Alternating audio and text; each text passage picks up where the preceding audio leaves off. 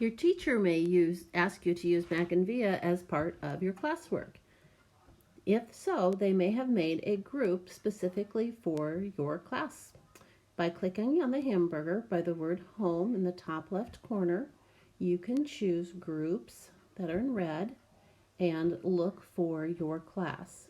So I'm going to be using a group of books and materials that were gathered for the 1950s unit.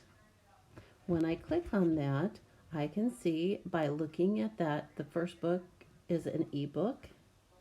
And if I scroll down, there's lots of ebooks that go with this topic. Sometimes we will add other materials like videos or database articles. We're going to look at the books. So when I open up my book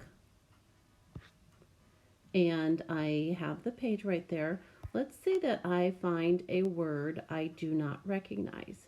If I click on that word and hold it down, you will see that there's a little menu that pops up. The first option will be the 3 colored circles. That would let me highlight that word. So if I click on that, maybe I want that highlighted in green. Okay.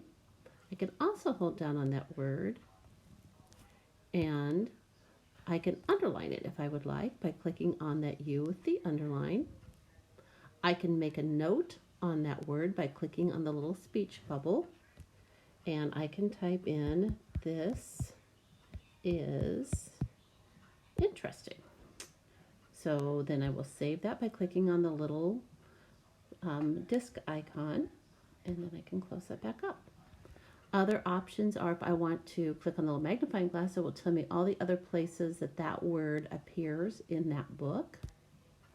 And then when I click back on here, hold my button down, I could also take, by clicking on that little triangle, it will record them reading this section. Formed the backbone of New York City's economy. To get it to stop, you're going to click on your little notebook up in the top right hand corner, and now we have a recording of that section as well.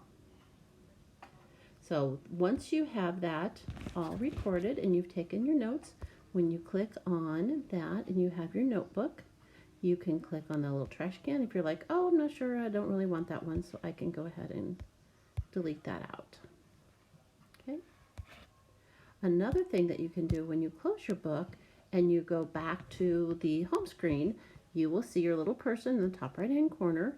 If you click on that, you can go to Notebook, and one of your options is to export your notes. And so you can save those to your Google Drive if you want that to be available for later, or you could actually print it out if you would choose to do so.